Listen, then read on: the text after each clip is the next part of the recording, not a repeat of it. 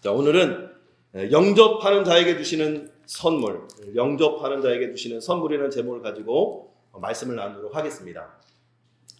성경을 우리가 여러 가지 관점으로 읽을 수 있는데, 특별히 이 죄의 문제, 이 고통의 문제에 대해서 어떻게 구원받을 수 있을까라고 하는 이 죄의 문제, 또 고통의 문제를 관점으로 성경을 읽다 보면 크게 두 가지로 요약할 수가 있습니다. 화면 자막을 잠깐 띄워주세요. 대화하는 중에. 첫째로, 인간은 어떻게 구원받을 수 있는가라고 하는 주제에 대해서 성경은 끊임없이 말씀하고 있습니다. 그리고 두 번째는, 그렇게 구원받은 인간이 어떻게 살아가야 되는가, 이 두 가지에 대해서 성경은 끊임없이 반복적으로 말씀하고 있는 거예요. 구원의 관점, 죄의 문제, 고통의 문제를 바라볼 때 성경을 그렇게 해석하고 읽어낼 수 있다는 거예요. 그렇다면 오늘은 첫 번째, 어떻게 인간이 구원받을 수 있는가라고 하는 주제만을 좀 나누려고 합니다. 왜냐하면 그동안 우리가 전도축제를 통해서 우리 새롭게 오신 분들이 계시는데, 한 분이라도 예수 그리스도를 믿는 믿음이 무엇인가, 그 믿음으로 말미암아 주어지는 선물이 무엇인가를 다시 한번 듣고 또 영접하고 믿음으로 나아갈 수 있는 기회가 되었으면 좋겠다 하는 바람이 제 마음 가운데 생겼습니다. 둘째로, 우리가 전도를 해봤지만 목사님은 전도 하는데 전도하기가 쉽지 않아요. 그죠? 어떻게 말해야 될지, 무엇부터 꺼내야 될지 참 힘든 것이 우리의 현실입니다. 그래서 이미 예수님을 마음으로 영접하고 구원받은 하나님의 백성들은 이 구원의 내용을 다시 한번 정립하고 정리해서 내 사랑하는 가족들에게, 내 사랑하는 이웃과 친구들에게 정확한 복음을 제시해 줄 수 있는 그런 시간이 되었으면 좋겠습니다. 아멘입니까? 네. 그래서 우리 모두가 예수 그리스도를 믿는 믿음의 그 반열에 우리 모두가 들어가서 하나님의 지키심과 보호하심과 인도하심을 날마다 경험할 수 있는 우리 패스웨이 교회 모든 성도님들이 되시기를 주님으로 축원합니다. 축복합니다. 자, 그렇다면 성경의 내용을 요약해 보면, 첫 번째로 하나님은 우리에게 행복하게 살기를 원하셔서 우리를 창조하셨습니다. 온 천지 만물을 창조하시고, 특별히 마지막 날에 인간을 창조하시고 우리에게 만드신 모든 것을 다 선물로 주셨어요. 다 이거 네 거 해라. 다 네가 다스려라. 그리고 너는 나와의 약속만 지켜라. 동산 중앙에 있는 나무의 열매는 따먹지 마라. 모든 것을 다 주었으되 동산 중앙에 있는 나무만은 먹지 말아라. 그리고 생육하고 번성하고 땅에 충만하라. 그 모든 것을 다스려라. 하나님의 왕권을 대리 통치자인 우리 인간에게 선물로 주신 것이죠. 하나님만 잘 섬기고 그 하나님 앞에 잘 순종하고 그 하나님만 경외하는 믿음 안에서 우리는 얼마든지 이 땅에서 왕 노릇을 할 수 있었던 거예요. 그런데 뱀의 꼬임에 넘어간 이 사탄이, 아담과 하와가 하나님과의 약속을 깨어버리고 범죄하게 됐죠. 그 내면 중심에는 어떤 마음이 있었어요? 하나님처럼 되고자 하는 교만이 자리를 잡게 되었어요. 그래서 하나님이 먹지 말라, 반드시 죽는다 한 그 말씀을 어기고 선악과를 따먹고 여자가 남자에게도 주매 아담도 먹음으로써 인간에게 죄가 들어오고 그 죄로 말미암아 죽음이 선언된 것이죠. 그래서 아담의 후손으로 태어난 모든 인간은 하나님의 원래의 창조 계획과는 반대로 질병과 고통과 죽음을 맞이할 수밖에 없는 존재가 되어버린 거예요. 그래서 온 인류의 죄의 문제는 무엇으로 우리는 답할 수 있느냐? 성경에서 죄 때문이라고 분명하게 말씀하고 있어요. 이 땅의 모든 고통은, 모든 죽음은 죄로 말미암아 시작되었다라고 성경은 분명하게 우리에게 말씀해주고 있습니다. 그래서 우리 모두는 아담의 후손으로 태어난 모든 인간은 죄인이라고 말하는 거죠. 그런데 이렇게 우리가 교회에서 죄인입니다, 우리 모두는 죄인입니다 하면 혹자 믿지 않는 사람들이 처음 왔을 때는 거부감을 일으켜요. 나는 나름 착하게 살았는데, 나는 의롭게 살았는데, 나는 법 없이도 살 사람인데 왜 나에게 자꾸 죄인 그러는 거야? 기분 나쁘게 라고 말할 수 있습니다. 그런데 우리가 생각하는 죄하고 성경이 말하는 죄하고 분명히 차이가 있습니다. 제가 하는 말씀을 드려보면 분명하게 그 차이를 알 수가 있습니다. 예수님께서는 우리 사람들은 뭐라고 말해요? 살인자를, 어떤 사람을 살인자라고 해요? 사람을 쳐서 죽이면 살인자라고 합니다. 그죠? 근데 성경은 뭐라고 말하냐면 마음으로 사람을 미워했느냐? 이미 살인했다. 마음으로 여자를 볼 때 음욕을 품었느냐? 이미 간음했다. 마음으로 남의 것을 탐했느냐?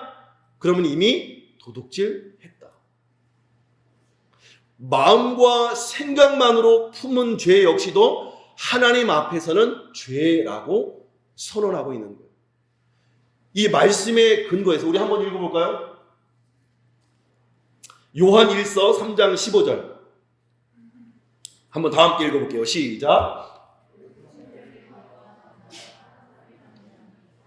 살인하는 자마다 영생이 그 속에 거하지 아니하는 것을 너희가 아는다. 그 형제를 미워하는 자마다 뭐 하는 자라고요? 살인자다. 그 형제를 미워하는 자마다 살인하는 자다. 그러므로 영생이 그 속에 있지 않다 말씀합니다. 똑같은 말씀을 마태복음 5장 22절에서는 제가 읽어드릴게요. 나는 너에게 이르노니 형제에게 노하는 자마다 심판을 받게 되고 형제에 대하여 라가 욕설이에요. 욕설. 바보나 멍청이라고 하는 자는 공회에 잡히게 되고 미련한 놈이라고 하는 자는 지옥불에 들어가게 되리라. 엄청난 심판을 경고하고 있습니다. 형제를 미워하고 형제에 대해서 바보라고 하고 멍청이라고 하고 미련한 놈이라고 하고 욕설을 퍼붓는 사람은 지옥불에 들어간다고 성경이 말씀하고 있습니다. 자, 그럼 제가 질문하겠습니다. 민준이는 누구를 미워한 적이 없어요? 미워한 적 있어요? 아, 있죠? 그러면 한 번 그랬나? 딱 한 번, 일생에 한 번? 그러면 몇 번 했어요? 100번 넘게 한 것 같아요. 너무 솔직해요. 자, 이 어린아이도 누군가를 100번 넘게, 그러면은 살인자네요. 살인마네요. 100번 넘게 죽였으니까, 그죠? 자, 우리 주연이 누구를 미워한 적이 없나요? 목사님 딸인데. 있어요. 한 번이에요? 두 번이에요? 두 번만 그랬어요? 두 번만 그랬어요? 친구가 투명해가지고 자기가 나가니까 그랬고 언니는 안 놀아주니까 그래서 2명이에요. 아, 두 번이에요? 생각난 것만 두 번이에요. 그죠? 자, 우리 남편들에게 묻습니다. 우리 아내에 대해서 좀 불평하는 마음, 미워하는 마음. 아이고, 어쩌다 저것을 만나가지고 저런 것을 만나가지고 원수 아닌 왼수가 돼가지고 살아왔다. 그런 마음을 품은 적이 있다 하는 분들은 마음의 손을 합니다. 그것이 10번 이상이다. 손을 막 들으시려고 하시는데 들으면 안 됩니다. 또 마찬가지 아내에게도 남편에게도 그렇게 남편이 기도 여자가 아이고 왜 이렇게 잔소리가 많은지 미워하는 마음, 싫어하는 마음, 그런 마음을 품은 적이 몇 번이나 있습니다. 최소 우리가 민준이가 솔직하게 고백할 때 100번 이상 고백했을 거예요. 천사 같은 저 사모님도 저에 대해서 여러 번 후회를 하십니다.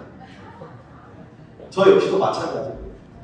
하나님 앞에서 때로 분내고 화내고 짜증내고 불평하고 원망할 때가 참 많이 있다는 거예요. 그러면 민준이뿐만 아니고 주연이뿐만 아니고 남편과 아내뿐만 아니고 여기 있는 목사도 장로님도 권사님도 아무리 오래 신앙생활 한 사람도 다 죄가 있다. 하나님의 말씀의 기준 앞에 서면 어느 누구도 나는 죄 없다, 나는 법 없이도 살 수 있다라고 자부할 수 있는 인간은 없다라는 거예요. 그래서 혹자는 그렇게 얘기해요. 우리가 하루에 우리가 하루에 죄를 계산해 보면 마음으로 품는 죄를 몇 번이나 지을까요? 한 번?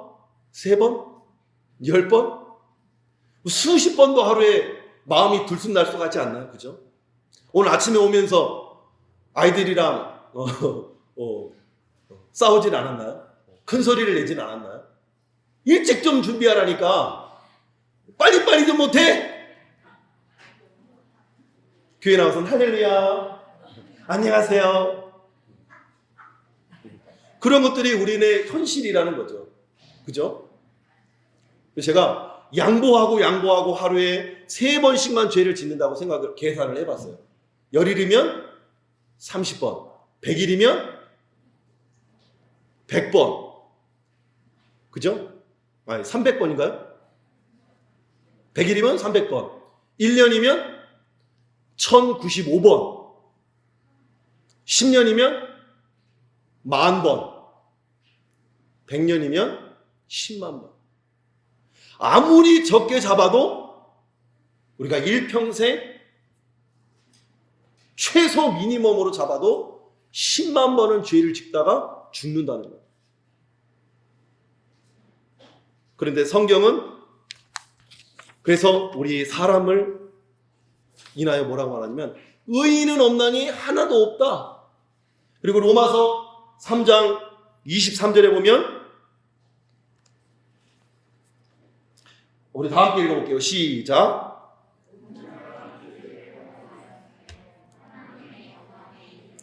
자, 모든 사람이 죄를 범하였으며 하나님의 영광에 이르지 못한다.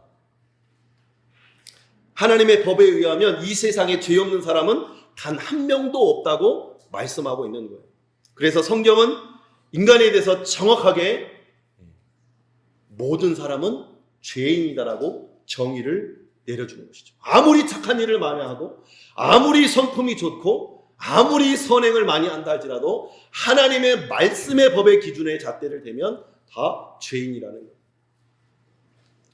문제는 이 죄 짓는 걸로만 끝나는 것이 아니라 이 죄의 결과가 있는데 그 죄의 결과가 뭐라는 거예요? 사망이라는 거예요. 로마서 6장 23절에 보면 죄의 삭은 사망이요 라고 말씀하고 있습니다. 모든 사람이 죽는 것은 죄를 지었기 때문에 죽는다고 분명히 말씀하고 있는 거예요. 여러분, 우리가 은재야 목사님이 예를 드린 거예요. 가래가 끓고 콧물이 나오고 기침이 나와 열이 나요. 그럼 뭐라고 생각을 해요? 네? 뭐라고? 아니, 그런 증상을 나타나면 목사님이 뭘 걸렸다고 해요? 감기에 걸렸다고. 보이는 현상, 눈에 보이진 않지만 그런 현상들을 통해서 우리가 감기에 걸렸다. 요즘에는 코로나에 걸렸다고 하죠. 코로나를 의심해 볼 수 있습니다. 마찬가지로 그런데 이 현상만을 가지고 우리가 이런 증상이 나고 감기가 들렸느냐? 아니라는 거죠. 보이지 않는 바이러스가 내게 침투했기 때문에 우리는 감기 걸렸다. 그런 증상이 발현이 되어지고 우리는 감기 걸렸다고 말하는 거죠. 우리가 죄 지을 수밖에 없는 존재가 된 것은 우리의 삶에 죄가 들어오고 문제가 들어오고 고통이 들어오고 아픔이 들어오고 질병이 들어오고 결국 죽게 되는 원인은 죄의 바이러스 때문이다. 아담의 후손으로 죄의 인자를 가진 우리들은 끊임없이 죄 지을 수밖에 없고 그 죄의 결과로 말미암아 반드시 죽는다고 성경은 우리에게 말씀하고 있는 거예요. 죽으면 끝이면 그만인데 성경은 또 뭐라고 말하고 있냐면 죽은 이후에는 반드시 심판이 있다고 말씀합니다. 우리 히브리서 9장 27절도 한번 읽어보겠습니다. 시작. 사람에게 정한 것이요 그 후에는 심판이 있으리니. 한번 죽는 것은 정한 것이요 사람에게 정한 것이요 그 이후에는 반드시 심판이 있다고 말씀합니다. 여러분, 나는 안 죽을 수 있다 손 들어보세요. 나는 영원히 산다 손 들어보세요. 한 명도 없습니다. 올 때는 순서가 있지만 갈 때는 순서가 없는 것처럼 우리 모든 인간은 이 죄 지음으로 말미암아 반드시 죽게 되어 있는데, 죽음으로 끝나는 것이 아니고 그 후에 반드시 심판이 있다고 말씀하고 있는 거예요. 여러분, 만약 여러분에게 사랑하는 자녀가 있어요. 사랑하는 자녀가 있는데 학교 갔다 오다가 하수구에 빠졌어요. 잘못 발을 디뎌서. 그 오물로 온 몸이 뒤덮였어요. 그러면 그 자녀를 사랑하니까 그냥 받아줍니까? 그냥 어서 들어와 그리고 안아줍니까? 어떻게 합니까? 먼저 씻겨야 돼요. 씻겨야 돼요. 하나님이 우리를 너무 사랑하지만 우리를 바로 천국으로 데려갈 수 없는 이유가 바로 여기 있습니다. 우리의 죄를 씻은 다음에 다시 천국으로 방으로 영접하는 것처럼 우리를 깨끗하게 씻기 위해서 누구를 보내주셨어요? 독생자 예수 그리스도를 보내주신 줄 믿으시길 축복합니다. 예수 그리스도, 그로 말미암아 이 죄의 값을 대신 치르게 하시고 그로 말미암아 우리 죄를 말갛게 씻어주시고 영원한 천국으로 인도해 주신 줄 믿으시길 축복합니다. 깨끗하게 씻은 뒤에야 바로 하나님의 천국으로 우리를 인도할 수 있다고 말씀하는 거예요. 그래서 성경 66권을 딱 한 절로 요약한다면 무엇으로 요약할 수 있을까요? 우리가 잘 암송하는 말씀. 우리 입단 과정에서도, 어와나 입단 과정에서도 암송했었죠. 요한복음 3장 16절. 우리 어린아이들만 한번 암송해 볼까요? 안 까먹었는지. 시작.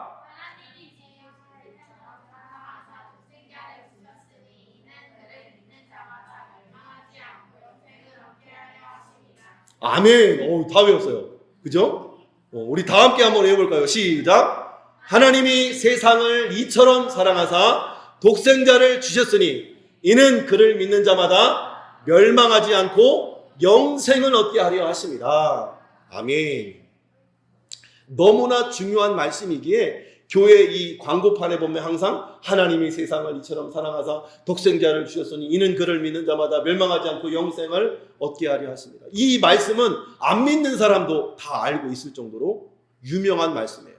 이 성경 66권을 단 한 절로 요약하면 바로 요한복음 3장 16절로 요약할 수 있는 거예요. 그래서 우리 어와나 어린이 주일학교 입단 과정이 이 요한복음 3장 16절을 정확하게 암송하고 정확하게 고백할 수 있어야 주일학교에 입단을 시키는 거예요. 왜? 이 구원의 문제, 죄 용서의 문제, 이거를 이해하지 못하고 믿지 못하면 하나님의 자녀가 될 수 없는, 영원한 생명이 이룰 수 없는 거예요. 하나님이 이 세상을 사랑하사, 세상을 이처럼 사랑하사 누구를 주셨다고요? 독생자 예수 그리스도를 주셨으니 이는 그를 믿는 자마다 멸망하지 않고 영생을 얻게 하기 위해서 예수님을 보내주셨다는 거예요. 우리는 다 죄 때문에 심판받아 멸망받을 수밖에 없지만 예수님께서는 이 죄의 빛을 대신 갚으시려고 이 땅에 오셔서 십자가에 피 흘려 죽으신 줄 믿으시길 축복합니다. 죽으실 뿐만 아니라 사흘 만에 부활하셔서 우리의 영원한 소망이 되어주시고 영원한 구원의 소망이 되어주신 줄 믿으시길 축복합니다. 여러분, 교회마다 왜 십자가가 걸려있는 줄 아세요? 교회마다 왜 십자가가 걸려있는 줄 아세요? 예수님이 십자가의 죽으심으로 우리의 죄를 용서해 주었다는 사실을 믿는다는 신앙의 고백인 거예요. 그 믿는 자의 모임이 십자가를 걸어놓고 교회로 모인 거예요. 십자가를 볼 때마다 주님이 나의 죄를 위해서 십자가에 피 흘려 돌아가심으로 우리의 죄를 용서해 주셨구나를 날마다 확인하는 것이죠. 그 십자가에서 예수님이 무슨 말씀을 하셨냐? 마지막으로 다 이루었다 선언하셨어요. 뭘 다 이루셨을까요? 우리가 치러야 할 죄의 값을 주님이 다 지불했다라는 의미예요. 우리가 빚을 지었을 때 이 빚을 최종적으로 갚으면 뭐를 써주죠? 완불증, 완납증, 영수증을 써주잖아요. 그죠? 마찬가지로 그 영수증 처리가 끝났다. 값을 다 지불했다. 라는 의미가 다 이루었다. 테텔레스타이라는 이 단어입니다. 예수님께서 십자가에 못 박혀 돌아가실 때에 모든 것을 다 이루었다고 하신 것은 저와 여러분의 모든 죄의 빚을 다 갚았다. 죄의 빚이 청산되었다. 이제는 영수증 처리가 다 끝났다를 선언해 주시는 의미라는 거예요. 그러므로 내 죄를 위해서 십자가에 죽으신 분이 예수님이라는 사실을 믿는 것이 믿음이고 구원의 내용인 것이죠. 구원받는 사람의 조건은 오직 하나, 예수님을 믿는 것입니다. 그래서 오늘 본문 요한복음 1장 12절 말씀을 다시 한번 읽어볼게요.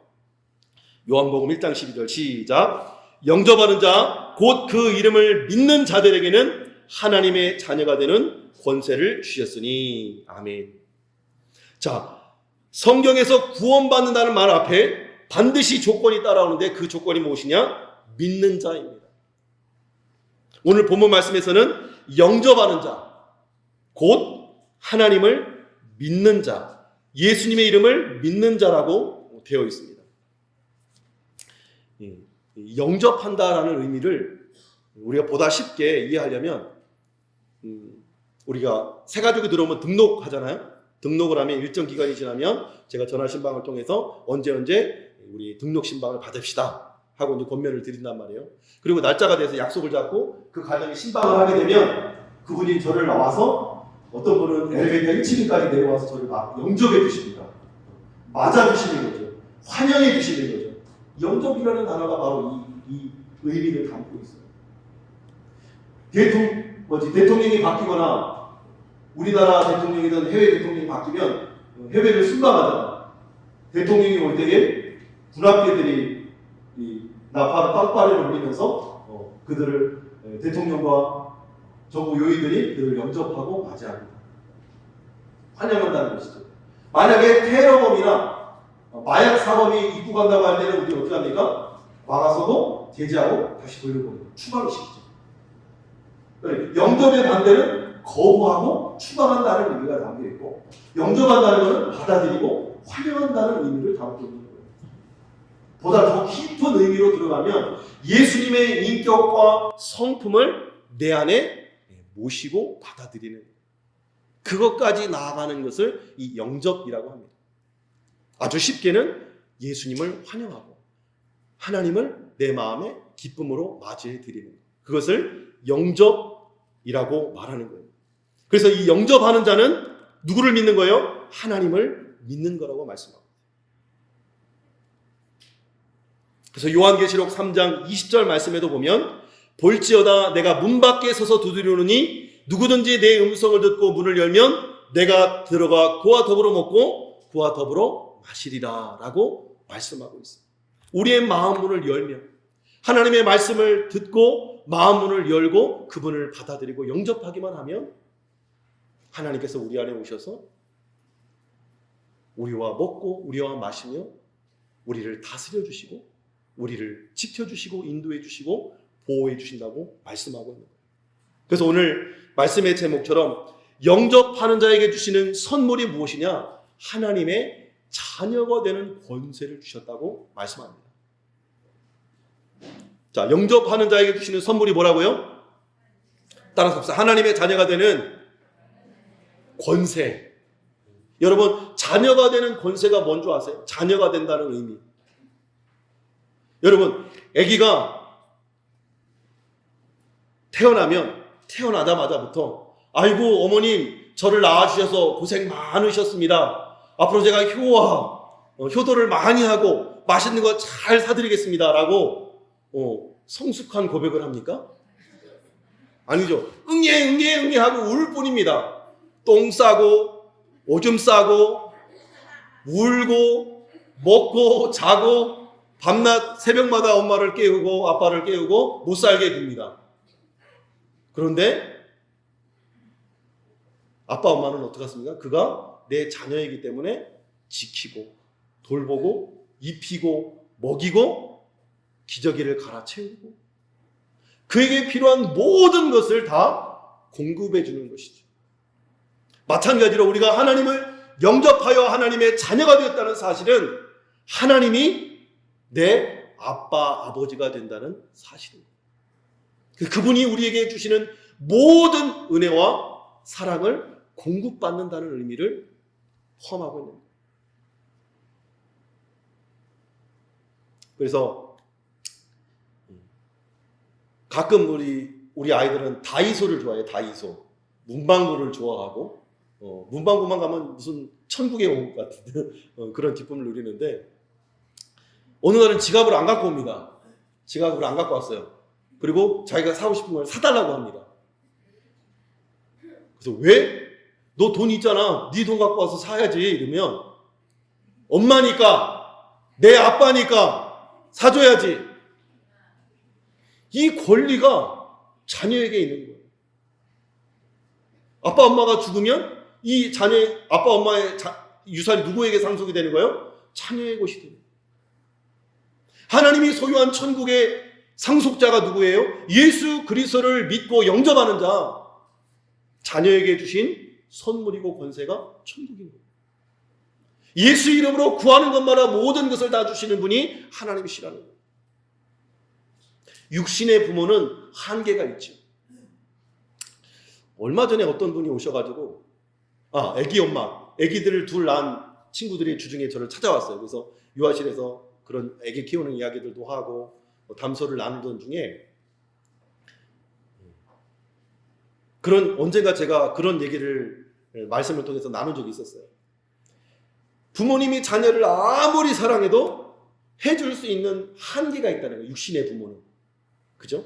육신의 부모는 아무리 사랑하고 아무리 해주고 싶은 마음이 커도 한계가 있다는 거예요. 최근에 우리 주은이가 이 뜨개질, 바느질 무슨 세트가 11만 원이에요. 그래서 그거를 보여주면서 아빠 이거 사주세요. 이거 사주세요. 계속 노래를 부르고 다니는 거예요. 오늘 아침에도 아빠가 화장실에 있는데 지나가면서 아빠 그거 사주세요. 그러는 거예요. 그러나 너무 비싼 거예요. 아빠가 생각하기에는. 그래서 아빠가 주는 사랑에는 한계가 있는 거예요. 유한한 거예요. 물론 마음에는 이미 10번도 더 사줬죠. 그런데 언젠가 제 육신의 아빠 된 내가 한계를 느끼는 것은 우리 주은이가 초등학교 1학년, 2학년, 3학년 때 1학년, 2학년 때인 것 같아요. 제가 아이를 바라다 주는데 철조망 사이로 쭉 지나가는 그 장면을 제가 너무 사랑스러워서 막 하트도 날리고 막 여기 뿅뿅도 날리고 뽀뽀도 날리고 그래서 막 이제 한참 예쁠 때 그렇게 학교를 보냈는데 담장을 코너를 돌아가면서 제 마음에 주신 딱 생각이 하나가 있었어요. 나는 여기까지구나. 나는 담장 너머의 교실에 있는 이 아이와 함께 할 수가 없구나. 담장 너머 교실에 있는 아이를 지켜줄 수 없구나. 그를 어떻게 도와줄 방법이 없는 거예요. 그래서 하나님 앞에 그날 기도했어요. 하나님, 나는 비록 저 교실 안으로 아이를 쫓아 들어갈 수는 없지만 전능하신 하나님께서 시간과 공간을 초월하여 우리와 함께 하시는 그 하나님께서 저희와 함께 해주시고 저를 지켜주십시오. 둘째 또 눈 수술할 때 마찬가지. 길병원에 입원했는데 수술하기 직전에 침대에 누워서 이 뽀로로를 보고 있는데 막 해맑은 웃음을 짓다가 마취 주사를 여기다가 민기를 여기다 딱 넣은 거예요. 그랬더니 얘가 갑자기 얼굴이 하얘지면서 긴장한 영역이 두려운 마음이 이게 얼굴에 확 드러나는 거예요. 그 순간 아빠의 마음도 막 겁이 나고 두려움이 생기고 이 아이를 어떻게 괜찮아라고 하면서도 제 마음에 어찌할 수 없는 두려움이 생기는 거예요. 그래서 막 수술실로 들어가서 수술문이 확 열리고 이 침대가 탁 지나가는데 문이 탁 보호자님은 여기까지입니다 하고 문이 탁 닫히는데 와, 그 마음을 뭘로 표현이 안 돼요. 나는 여기까지네. 그때부터 또 간절히 하나님 앞에 기도할 수밖에 없는 거예요. 하나님, 나는 의사가 아니에요. 하나님, 나는 수술방에 들어갈 수조차 없어요. 그러나 실수하지 아니하신 하나님의 손길로 의사의 손길을 만져주셔서 수술을 잘 할 수 있도록 인도해 주세요. 그렇게 하나님 앞에 도움을 청할 수밖에 없게 돼요. 여러분, 육신의 부모를 얻는 것도 우리에게 기쁨이고 큰 복인데, 하물며 전능하시고 무한하신 그 능력이 한계가 없으신 하나님이, 졸지도 않고 주무시지도 않는 그 하나님이 우리의 아빠, 아버지가 된다고 하는 사실은 엄청난 은혜요 선물인 줄 믿으시길 축복합니다. 그래서 로마서 8장 15절 마지막 말씀, 로마서 8장 15절 말씀, 자, 읽어보겠습니다. 시작.